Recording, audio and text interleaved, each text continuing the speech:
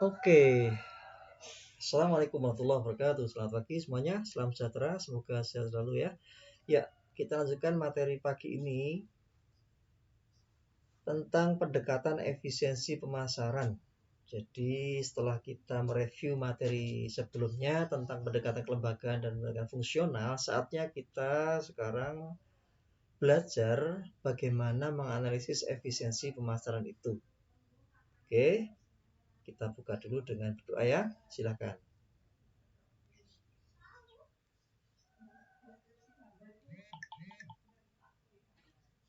Selesai. Baik, semoga pelajaran pada kali ini dapat dipahami dengan lebih mudah dan bermanfaat buat diri sendiri maupun juga buat peningkatan dan perbaikan pemasaran hasil-hasil perikanan maupun pemasaran yang lainnya aplikasinya. Oke ya. Baik. Mengapa penting dilakukan analisis efisiensi pemasaran? Nah, mari kita cari tahu ya. Oke, lanjut. Nah, pendekatan efisiensi pemasaran atau nama lainnya adalah analytical approach atau pendekatan analitis. Ini dilatar belakangi oleh adanya konflik of interest antara kelompok produsen dan kelompok konsumen, di mana mereka ini akhirnya mempertemukan interest mereka atau kepentingan mereka itu di mana? In the market. Ya, in the market dengan melakukan doing marketing. Jadi ini revisinya di sini adalah saya tuliskan di sini. Ini kita hapus. Nah, ini in the market ya. Ada ini. Jadi dengan adanya berbagai kepentingan antara produsen dan konsumen, maka mereka bertemulah di pasar. Melakukan aktivitas apa? Marketing. Jadi produsen dan middleman akhirnya dengan melakukan kegiatan marketing itu, produsen dan middleman mendapatkan keuntungan.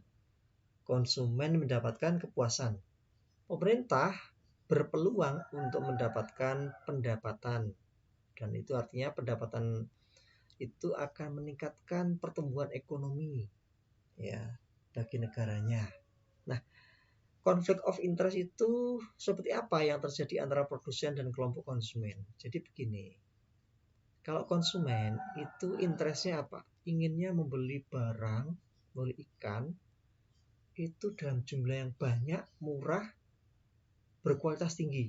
Nah, itu iya kan? Kalian kan juga begitu ya, kalau beli apa-apa inginnya yang murah, yang banyak, yang bagus, berkualitas. Tapi kalau versi produsen, versi nelayan, versi pembudidaya ikan, mereka maunya kalau panen itu ikannya dalam jumlah banyak panennya, kualitasnya seperti apapun, maunya dijual ya dengan harga yang tinggi. Wah, itu maunya atau interestnya. Ini kan tidak mungkin. Akhirnya mereka dipertemukanlah di pasar. Melakukan apa di pasar? Doing marketing, melakukan serangkaian aktivitas marketing. Ya, ada selling, di situ nanti ada tawar menawar, ada apa yang ditawarkan? Ikan dengan berbagai kualitas yang ditawarkan. Kemudian ada negosiasi dan terjadilah harga di pasar. Jadi bukan lagi harga sesuai keinginan masing-masing, tapi sudah disepakati di pasar dalam aktivitas selling, akhirnya terjadi buying. Begitu ya. Kemudian pendekatan EP ini atau efisiensi pasar ini bertujuan untuk apa? Mengukur penampilan pasar atau market performance. Apakah pasar berpenampilan efisien atau tidak? Nah, jika tidak efisien, ini perlu perbaikan sistem pemasaran. Dengan cara apa? Sebagai seorang peneliti, mahasiswa, dosen, dan peneliti bisa melakukan rekomendasi perbaikan kebijakan pemasaran atau rekomendasi kebijakan pemasaran terkait untuk memperbaiki pemasaran itu apa kebijakannya. Misalnya nanti ditemukan, oh pemasarannya tidak efisien di saluran 3 yang dilihat itu ternyata dari produsen ke pedagang retail kemudian sampai ke konsumen akhir gitu. Ternyata di sana ditemukan biaya pemasarannya tinggi, dan itu akibat oleh perjalanan transportasinya yang jauh, jalannya rusak gitu. Ini rekomendasi kebijakannya tentu terkait dengan perbaikan fasilitas transportasi, sehingga nanti akan menurunkan biaya transportasi. Itu contohnya. Karena dengan menurunkan biaya transportasi itu nanti akan berdampak kepada menurunkan biaya pemasaran. Dengan terjadinya penurunan biaya pemasaran itu akan berdampak pada efisiensi pemasaran yang baik atau makin efisien. Nah, pemasaran yang efisien itu ternyata sangat didambakan oleh semua orang, semua pihak yang ada di pasar, baik itu produsen, pedagang perantara, konsumen maupun juga pihak lain termasuk pemerintah dan berbagai usaha jasa dan usaha penunjang. Nah, kalau itu kita perlu ketahui apa?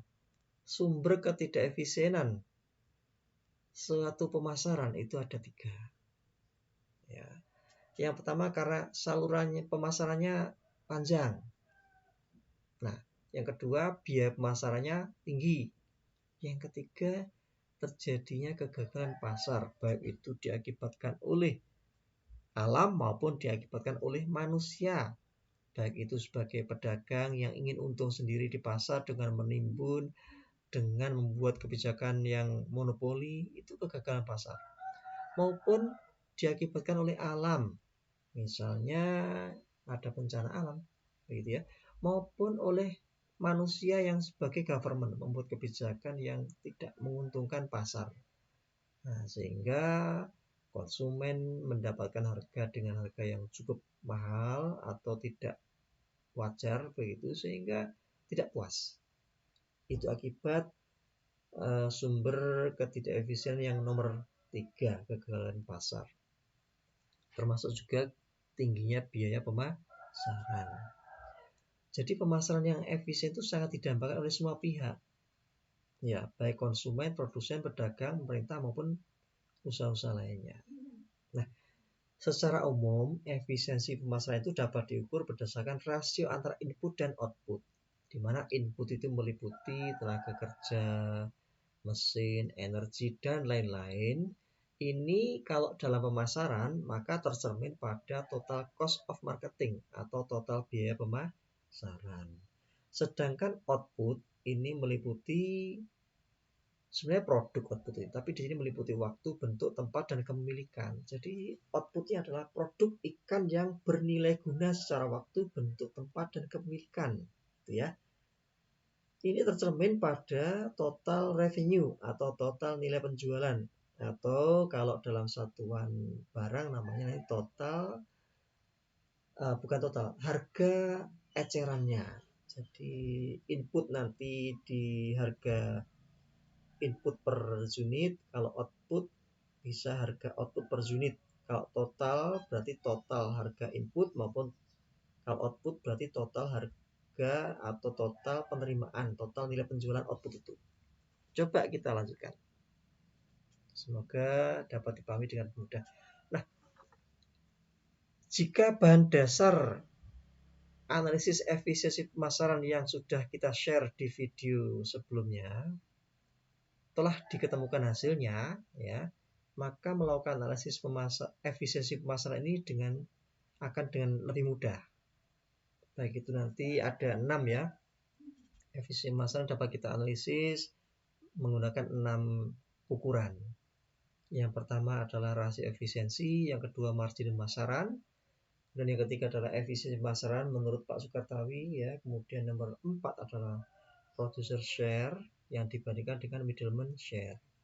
Nomor 5 adalah analisis tentang biaya dan keuntungan pemasaran, dan yang ke-6 adalah analisis efisiensi dan pricing efisiensi.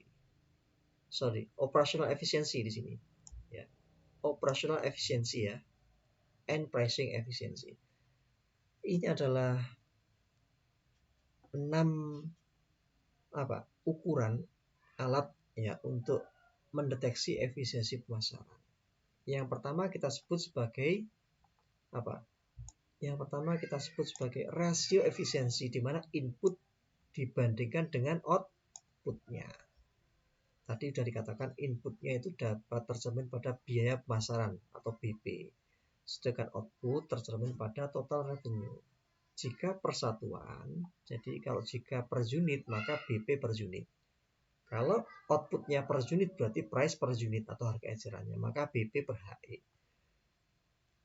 Oke, Anda bisa berikan contoh misalnya ada pedagang A. Ya, pedagang A ini mengeluarkan biaya pemasarannya adalah 10. Ya. Kemudian total revenue-nya adalah 10 juga. Maka berapa rasio efisiensinya? 1. Sedangkan pedagang B, ya, pedagang B ini mengeluarkan biaya pemasaran lebih rendah, yaitu 5 misalnya ya. Outputnya sama, ya, 10. Ya. Maka dia rasio efisiensinya berapa? 0,5. Nah, pedagang mana yang lebih efisien dalam melaksanakan pemasaran? Tentu pedagang B. Karena pedagang B tadi melaksanakan pemasaran dengan biaya yang lebih rendah, yaitu 5. Sehingga kalau dihitung efisiensi berdasarkan rasio efisiensi adalah 0,5, lebih rendah daripada 1. Dengan demikian, tafsirannya adalah, interpretasi adalah semakin rendah rasio efisiensi, ya, maka semakin efisienlah kegiatan pemasaran yang dilakukan oleh pedagang ataupun oleh lembaga pemasaran tersebut. Rumus yang pertama ini ternyata juga relevan dengan rumus yang kedua, yaitu efisiensi pemasaran oleh Pak Soekartawi, di mana di sini dipersentasekan, jadi dibentuk dalam persen. Ya, ini kalau dijadikan persen berarti kan tinggal dikalikan berapa? 100 per persen. Ya, dikalikan 100 persen. Ini kalau menurut rumusnya Pak Soekartawi. Nah, tentu tetap kesimpulannya, yaitu pedagang B yang lebih efisien. Jadi semakin rendah nilai EP efisiensi ya pemasaran menurut Pak Soekartawi, maka semakin efisien suatu pemasaran itu dilakukan. Begitu. Kemudian yang ketiga, margin pemasaran, di mana margin pemasaran yang terendah atau yang lebih rendah itu yang terefisien atau yang lebih baik. Margin pemasaran itu apa? Mari kita lihat di data berikut. Misalnya ini ada 2 saluran pemasaran yang memasarkan ikan baby tuna segar di Sindang Biru. Ya. Yaitu saluran pertama, dari produsen dijual ke wholesale, dijual ke retail, lalu ke konsumen. Harga jual ikan baby tuna di produsen itu adalah berapa ini misalnya? Harga jual di produsen 18.000 misalnya. Di wholesale 20.000, di retail 23.000 harga jualnya. Berarti absolute marginnya berapa? Antara produsen dan wholesale 2.000. Jadi margin dalam bentuk angka satuan mata uang misalnya rupiah itu disebut sebagai margin absolute atau absolute margin. Selisih harga antara produsen dan wholesale adalah berapa? 2.000. Itu disebut sebagai margin absolute, ya, margin pemasaran absolut. Nanti selisih harga antara wholesaler dan retail berapa? 3.000. Itu ya disebut sebagai margin absolut antara wholesaler dan retail. Sedangkan penjumlahan antara 2.000 dan 3.000, ya ini kalau dijumlahkan, ya, itu akan menjadi apa? Menjadi margin pemasaran absolut saluran 1 sebesar berapa? 5.000. Jadi margin pun juga dijumlahkan. Jadi margin itu dihitung antar 2 lembaga pemasaran yang terdekat, ya, maupun dihitung pada suatu saluran. Jadi di saluran 1 margin pemasaran absolutnya adalah 5.000. Nah, sekarang kita kembali kepada slide yang tadi, bahwa margin pemasaran termasuk ukuran efisiensi pemasaran. Semakin rendah suatu margin pemasaran, maka semakin efisienlah pemasaran yang terjadi. Jadi Dengan demikian dapat dikatakan bahwa ya, margin yang terjadi di wholesale, jadi 2000 itu kan diciptakan oleh wholesale, 3000 itu diciptakan oleh retail. Jadi wholesaler menciptakan margin 2000 lebih rendah dibandingkan margin pemasaran yang diciptakan oleh retail. Maka kesimpulannya wholesale melaksanakan pemasaran dengan lebih efisien. Bisa dipahami ya. Sedangkan kalau kita melihat di saluran 2, ya langsung aja di sini ada absolute marginnya 3000. Nah, kita bisa melihat berarti di sini total margin absolutnya sama dengan total absolute margin di retail. Jadi saya ulangi, total margin absolut saluran 2 di sini ya, seperti ini nanti ya, seperti saluran 1. Jadi di saluran 2 ini total absolute margin saluran 2 itu sama dengan absolute marginnya retail. Berarti berapa itu? 3000. Nah, ternyata total absolute margin saluran 2 dibandingkan dengan saluran 1 itu lebih rendah di saluran 2. Maka kesimpulannya adalah saluran 2 melaksanakan pemasaran secara lebih efisien dibandingkan dengan saluran 1. Itu kalau menurut kriteria apa tadi? Margin pemasaran, yaitu yang nomor 3. Jadi yang terendah margin pemasarannya itu yang lebih efisien.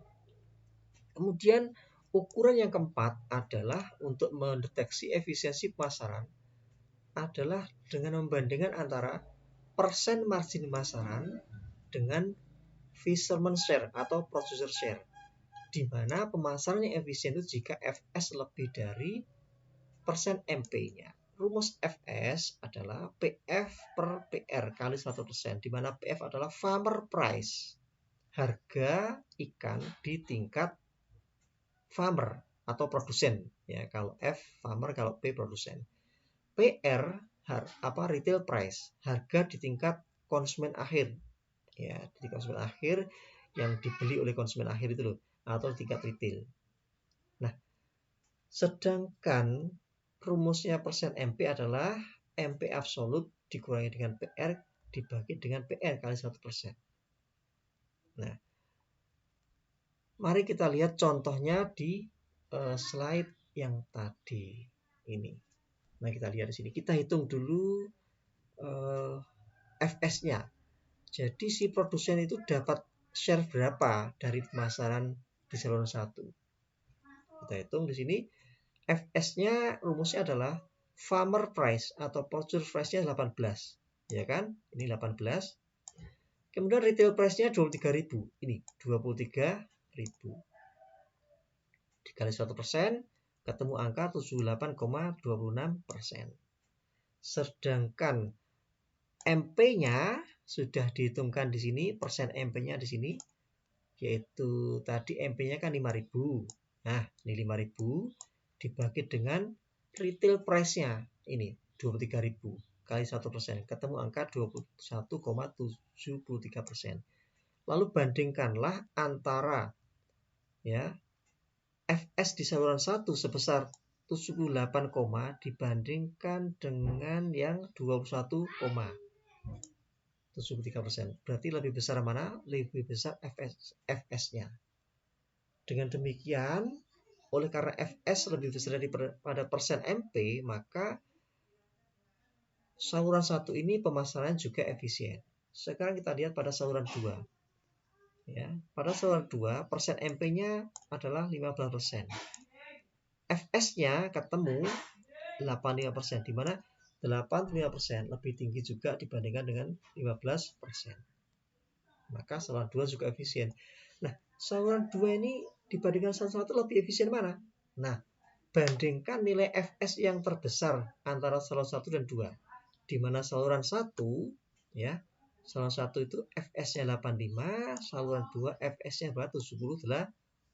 Berarti saluran 2 lebih efisien daripada saluran 1 menurut ukuran apa? Fs dibanding dengan persen marginal pemasaran.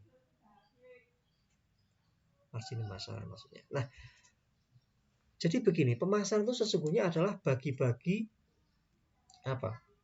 Sebenarnya pemasaran adalah bagi-bagi kue. Ya. Pemasaran adalah bagi-bagi kue.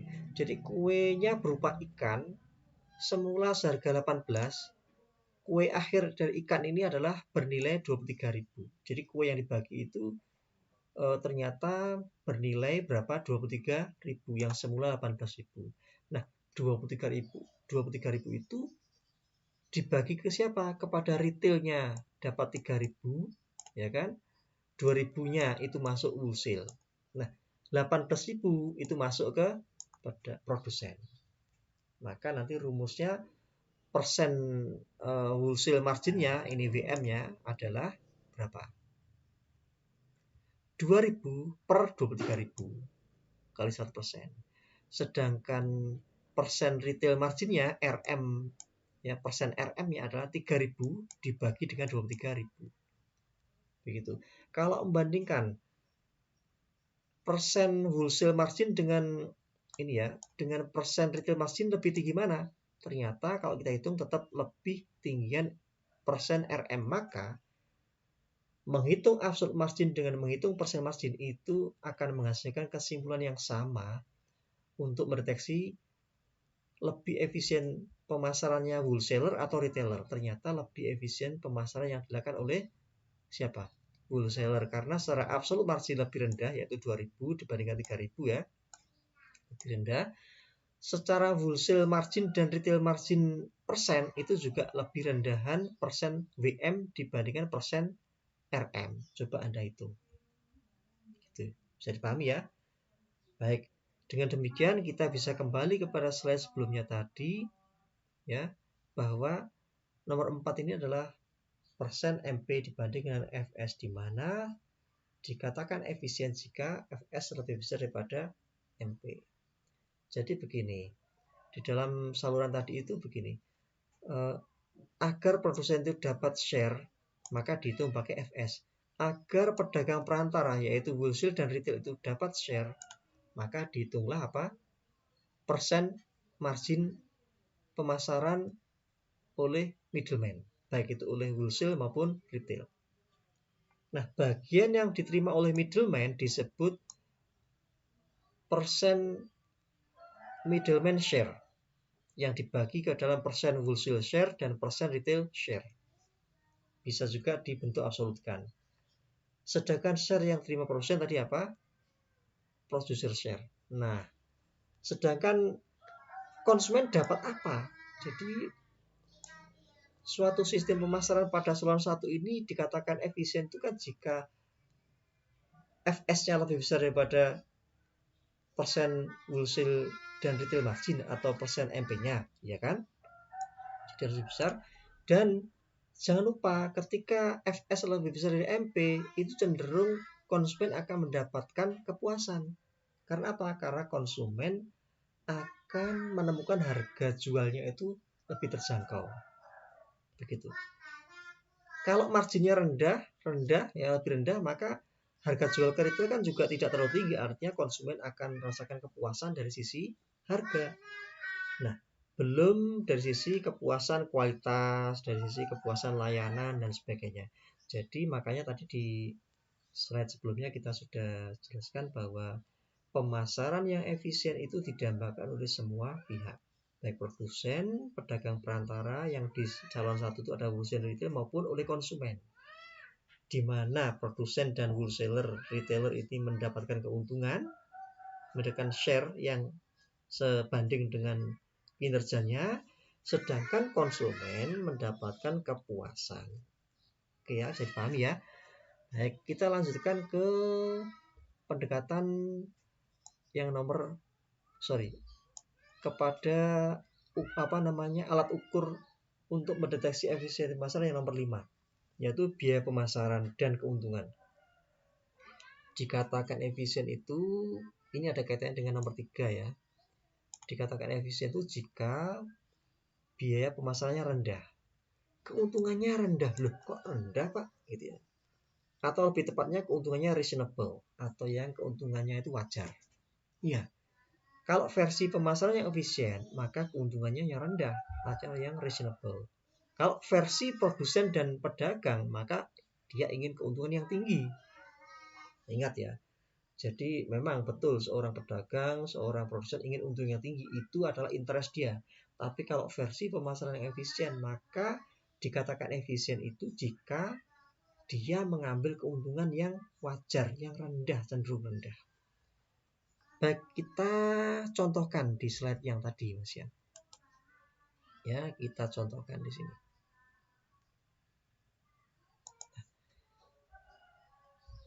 Di dalam saluran satu ini kita bisa melihat berapa marketing cost per unit yang dikeluarkan oleh produsen. 2000 misalnya. Ini sudah kita hitung dan kita sudah buat tabel di tabel yang lain di pendekatan sebelumnya atau di slide atau video sebelumnya ya. Kemudian wholesale itu mengeluarkan biaya pemasaran berapa? 1.500. Tadi produsen mengeluarkan biaya produksi dan pemasaran kalau produsen ya itu 2000. Sedangkan retail itu mengeluarkan biaya pemasaran 2000. Nah, keuntungannya berapa? Ini keuntungan totalnya 16.000. Sedangkan kalau wholesale keuntungannya 500 rupiah. Dari mana itu? Jadi 2000 itu kan 2000 itu kan untuk mengcover marketing cost per unitnya 1.500. Dan 2000 pula itu sebagian merupakan profit per unit yang diterima oleh wholesale. Jadi makanya 2000 tadi adalah margin yang diciptakan oleh wholesale. Semoga dapat dipahami ya. Kemudian 3000 itu margin yang diciptakan oleh retail. Retail mengeluarkan biaya pemasaran 2000. Maka berapa keuntungannya? 1000. Jadi di sini 3000 dikurangi 2000, sisanya keuntungan. Pertanyaannya adalah, mungkin nggak pedagang itu rugi? Mungkin. Suatu waktu dia mengeluarkan biaya pemasaran lebih tinggi daripada margin yang dia ciptakan. Misalnya dia di sini bukan 3000, bukan 2000 marketing cost-nya. Retail mengeluarkan biaya pemasaran misalnya ya sebentar. Ini bukan 2000 tapi misalkan 4000. 4000. Nah, 4000 dia jualnya cuma 23.000 tapi biaya 4000. Berarti dia keuntungannya berapa? Minus 1000. Berarti dia rugi. Ada kalanya pedagang itu rela untuk rugi, tapi dia untuk apa? Memuaskan konsumen. Gitu ya. Jadi konsumen agar mendapatkan harga yang tetap. Tapi dia akan mendapatkan pembelian dari konsumen itu di masa yang akan datang karena dia berhasil untuk menciptakan harga yang terjangkau. Kenapa kok dia mau rugi? Ya karena 4000 itu karena kesalahan dia, mungkin karena kesalahan dia dalam melakukan transportasi, dalam melakukan pemasaran sehingga mengeluarkan biaya 4000 itu. Sehingga dia rela menanggung kerugian itu dalam rangka untuk mendapatkan pelanggannya di kemudian hari. Dalam rangka menciptakan kepuasan dari sisi harga kepada konsumen atau kepada pelanggannya. Itu ya. Jadi dengan demikian Anda bisa memahami bahwa semakin rendah suatu biaya pemasaran itu cenderung menghasilkan efisiensi yang lebih rendah. Jadi kalau kita lihat di sini 1.500 dari data yang awal ya, kita kembali di sini. Kalau 2000 biaya pemasarannya di sini 1.500, maka mana lembaga pemasaran yang lebih efisien, wholesale atau retail? Ya tentu wholesaler karena biaya pemasaran lebih rendah. Sedangkan keuntungan yang lebih rendah juga pada wholesale, maka kesimpulannya memang wholesale itu lebih rendah efisiensinya ya, marginnya juga, sehingga lebih efisien di tingkat wholesaler daripada di tingkat pedagang retail. Anda juga bisa membandingkan di saluran 1 dan saluran 2. Saluran 1 marketing cost-nya 5.500. Saluran 2 marketing cost-nya 1.750. Lebih rendah mana marketing cost-nya? Saluran 2. Maka saluran 2 lebih efisien daripada saluran 1. Keuntungannya juga begitu. Di saluran 1 berapa, saluran 2 berapa. Nah, keuntungannya saluran 1 itu sudah setengah. Saluran 2 cuma 1.250. Nah, ini calon 2 tetap yang lebih efisien. Namun demikian akan tidak terjebak pada suatu kondisi di mana hanya mengamati biaya dan keuntungan saja itu tidaklah fair. Maka untuk melihat efisiensi suatu pemasaran disarankan untuk menggunakan ukuran margin pemasaran. Jadi tetap menggunakan ukuran yang margin pemasaran ini. Karena kalau menggunakan ukuran biaya dan keuntungan bisa jadi ada yang tidak relevan. Begitu ya. Oke, kita lanjutkan di berikutnya. Nomor 6. Ukuran atau alat untuk mendeteksi efisiensi pasar adalah operational efficiency and pricing efficiency. Penjelasan di slide yang berikutnya ini. Operational efficiency adalah untuk mengukur suatu fasilitas atau sarana yang digunakan dalam melaksanakan sistem pemasaran. Nah, contohnya adalah efisiensi penggunaan sarana penyimpanan, cold box, cold storage itu sarana transportasi dan lain-lain ya. Dikatakan efisien jika seluruh kapasitas itu dimanfaatkan secara maksimal. Jadi misalnya ruangan ini adalah cold storage dengan kapasitas 2 ton. Ikan yang disimpan cuma 1,5 ton. Ini belum efisien secara operasionalnya karena biaya penyimpanan satu ruang ini kan sewanya tetap, listriknya juga sama. Nah, kalau disimpan ikan 2 ton atau maksimal itu kan maka biaya penyimpanan per unitnya, per kilonya itu jauh lebih rendah per unitnya. Itu yang dikatakan operational efficiency. Sedangkan pricing efficiency didasarkan pada asumsi bahwa pasar dalam kondisi yang kompetitif dan efisien.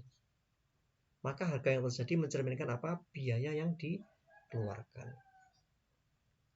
Kita contohkan di sini ketentuannya adalah buying price plus storage price itu kurang dari selling price. Jadi di mana harga jualnya itu masih lebih besar daripada harga beli dan biaya penyimpanannya. Namun perlu diingat bahwa ini dalam kondisi apa? Pasarnya kompetitif dan efisien. Jadi di mana pasarnya kompetitif dan efisien, maka storage price itu dalam kondisi yang minimize cost. Ya, diperoleh dengan biaya yang wajar, begitu sehingga nanti buying price dan storage price masih lebih rendah daripada selling price, alias selling price-nya masih menguntungkan, tetapi tidak terlalu besar alias marginnya rendah begitu. Jadi katakan efisien jika jumlah antara harga pembelian dan biaya gudang lebih kecil daripada harga jualnya. Jadi catatannya adalah sini kondisi pasarnya kompetitif dan efisien. Di mana pasarnya kompetitif dan efisien itu cenderung biaya-biaya pemasarannya rendah. Begitu ya. Kalau biaya-biaya pasar rendah, maka harga jualnya juga akan masih terjangkau. Begitu. Nah, selanjutnya kita akan lanjutkan contoh analisis perbandingan fisherman share dan margin pemasaran ikan produknya ikan tuna dan babi tuna segar di sedang biru ini. Untuk ikan tuna ini hanya ada saluran, sedangkan babi tuna ada 7 saluran. Ini adalah nilai FS-nya, nilai MP-nya. Anda bisa cross check di tabel di video sebelumnya ya. Anda bisa cek ada perhitungan-perhitungannya, lalu keterangannya, dan semuanya adalah apa? Efisien. Namun untuk mendeteksi saluran mana yang paling efisien bisa kita lihat pada nilai FS-nya. Nah, tentu tetapi ini sebagai kontrol saja, dimana ini kan direct marketing dari nelayan langsung ke konsumen. Kalau saluran yang lain mana yang paling efisien? Yang nilai FS-nya terbesar adalah ini 91. Oh maaf, bukan ya. Ini 93, ada lagi yang lebih besar ini nih. Saluran 2 baby tuna 94,29. Itu yang paling efisien. Ya, karena FS-nya terbesar dibandingkan saluran yang lain. Gitu ya. Nah, ini contoh marketing cost ya, yang terjadi pada supply chain of fish di India. Ini Anda bisa lihat ini activity atau functionnya, ini berbagai aktivitas dan yang cenderung berpotensi menjadi biaya pemasaran. Ada biaya labor salary, ada biaya es, telepon, elektrisiti dan sebagainya. Ini angka dalam kurung itu persen ya, jadi 0,63 rupiah itu ternyata labor salary-nya adalah 63,90%. Jadi di lembaga pemasaran auction ini Anda bisa melihat bahwa labor salary adalah biaya pemasaran yang paling tinggi dibandingkan dengan AIS, telepon dan sebagainya yang hanya 18, 0,05, 0,04 dan 3,09%. Jadi kita melalui tabel ini sebagai bagian dari pendekatan fungsional, kita sekaligus bisa melihat biaya-biaya yang dikeluarkan oleh masing-masing lembaga. Ini kan lembaga-lembaga pemasaran ya. Dan biaya pemasaran apa yang paling tinggi di masing-masing lembaga ini? Ternyata di lembaga auctioneer tadi yang paling tinggi adalah labor salary-nya. Nah, kita juga bisa membandingkan total biaya yang dikeluarkan oleh seluruh atau oleh masing-masing lembaga pemasaran ini, yang paling besar siapa? Yang paling besar adalah oleh ini, wholesale. Ternyata wholesale mengeluarkan total biaya pemasaran yang lebih tinggi dibandingkan dengan auctioneer, retail, vendor, dan lain sebagainya. Oke, kita lanjutkan di slide selanjutnya. Bagaimana mengkalkulasi margin pemasaran? Saya kira ini sama dengan slide yang sebelumnya tadi. Rumusnya juga sama, angkanya aja yang berbeda. Ini silakan ditebak, diikuti juga, dilacak juga angka-angkanya dan perhitungannya. Kita lanjutkan. Ini adalah contoh bagaimana menghitung margin pemasaran ikan tuna dan babi tuna. Sebenarnya ada ikan yang lain, tapi di sini kita contohkan 2 ikan saja. Di saluran 1 ikan tuna, saluran 1 sampai 7 bahkan ya di bawah ini, tapi kepotong, tapi cukup lah sampai saluran 5 contohnya. Kita bisa tabulasikan harga jual nelayan berapa, harga jual di pedagang berapa, lalu harga belinya oleh pedagang besar berapa, begitu ya. Harga jual pedagang berapa, lalu kita bisa hitung marginnya, ternyata 4.000. Itu persen marginnya berapa? 10,81. Nah, setelah kita hitung semuanya, mari kita analisa, gitu ya. Siapa lembaga pemasaran yang paling efisien dalam menyelenggarakan pemasaran? Ternyata lembaga pemasaran yang paling efisien dalam menyelenggarakan pemasaran adalah ya yang persen margin atau absolute margin yang paling rendah. Ini ada 1000 ini kan paling rendah ya, 1000. Nah, kalau absolute margin tidak kelihatan, maka perlu kita lihat persen marginnya. 5,71. Nah, berarti ada 2 lembaga pemasaran dengan nilai persen margin yang paling rendah ya, di seluruh saluran ini dan di 2 macam ikan ini, yaitu adalah pedagang besar dan pedagang pengepul. Jadi 2 pedagang itulah yang menyelenggarakan pemasaran paling efisien pada berapa ini? Pada ya 6 saluran yang terlihat di slide ini. Gitu ya. Karena kalau dilihat dari margin absolutnya sama-sama 1000. Ini juga 1000, tetapi ternyata pedagang pengepul dan pedagang besarlah yang margin pemasarannya margin pemasaran absolut, persen marginnya paling rendah. Begitu. Demikian juga margin itu tadi margin antar lembaga. Nah, sekarang margin pemasaran per saluran. Nah, ini juga kita bisa lihat angka margin pemasaran masing-masing saluran yang absolut itu berapa? Ada 1000, ada pula 1000 ini ya. Ini paling rendah. Ternyata kalau kita lihat persen marginnya, ini 5,71, ini 6,25%. Maka kesimpulannya adalah 5,71 inilah yang paling efisien, di mana adalah saluran 2 pada baby tuna. Jadi kita simpulkan bahwa di antara seluruh saluran yang tampil di slide ini, ternyata apa? Saluran 2 ikannya baby tuna lah yang paling efisien menyelenggarakan pemasaran. Nah, ketika dibandingkan FS dan MP-nya memang semuanya efisien, tetapi silakan dilihat nilai apa tadi FS-nya yang paling besar. Di mana tadi sudah kita dapatkan bahwa 94,23% adalah yang paling besar dibandingkan dengan angka-angka FS yang lainnya. Jadi secara keseluruhan dari ukuran margin pemasaran FS dan MP disimpulkan bahwa saluran 2 baby tuna dan kalau secara lembaga adalah pedagang besar lah yang paling efisien dalam menyelenggarakan pemasaran. Oke, bisa dipahami ya. Oke, kita lanjutkan di slide selanjutnya. Ini adalah rincian efisiensi pemasaran menurut Pak Sukartawi. Rumusnya dalam bentuk persen tadi ya, BB per HE kali 100%, ketemu angka-angka seperti ini. Ini sudah kita hitung di tabel-tabel lain yang tidak kita sampaikan di sini. Anda bisa mengikuti di tabel yang sudah kita sampaikan di video sebelumnya. Nah, efisiensi tiap lembaganya, kalau yang ini persaluran ya, seperti ini. Di nelayan sekian. Ya. Ini juga kita bisa simpulkan lebih mudah. Ya, saluran yang paling efisien ya yang mana? Yang nilai EP-nya paling paling rendah. Itu yang paling efisien. 4,36. Iya, ternyata 4,36 inilah yang paling rendah.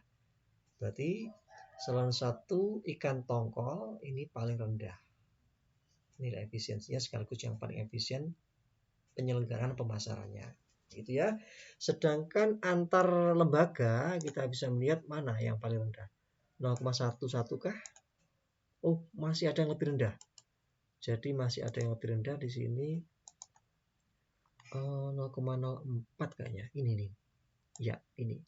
Jadi pedagang pengepul di saluran 4 dan saluran 5 itu yang paling efisien dalam menyelenggarakan pemasaran ikan tongkol. Oke ya, bisa dipahami ya. Baik, wah ini kita review kembali. Ternyata tabelnya kita tampilkan di sini kembali. Di video sebelumnya juga ada.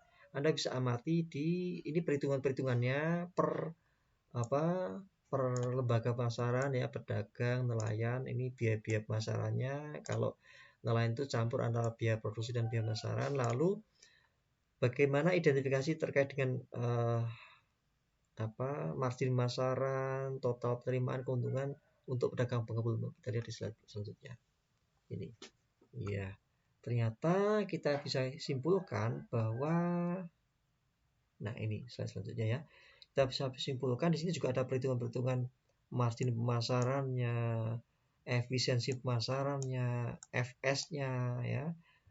Lalu Anda bandingkan. Ini jadi slide ini rangkuman dari materi tentang efisiensi pemasaran. Cara menghitung sampai hasil perhitungannya dan interpretasinya. Saya tugaskan kalian untuk menelaah angka-angkanya, kemudian menyimpulkan lembaga pemasaran mana yang paling efisien, saluran pemasaran mana yang paling efisien, dan penyebabnya efisien itu apa. Dan temukan juga yang tidak efisien itu karena biaya pemasaran yang mana yang tinggi dan rekomendasikan untuk dilakukan perbaikan pemasaran dengan cara apa. Oke, selanjutnya ini adalah ternyata selain biaya pemasaran itu juga ada biaya transaction. Di mana biaya transaksi ini adalah biaya di luar biaya pemasaran. Jadi bukan biaya penjualan, bukan biaya transaksi atau jual beli, tapi yang dimaksud transaksi cost adalah biaya yang dikeluarkan di luar biaya pemasaran. Nah, ini jumlahnya biasanya besar dan ini dalam perhitungan biaya pemasaran suka tidak dimasukkan, tetapi sesungguhnya faktanya ada. Oke, nanti bisa diamati, bisa dibaca-baca ya. Baik, untuk kajian tentang efisiensi pemasaran sudah cukup. Selamat belajar ya, semoga ilmunya bermanfaat ya.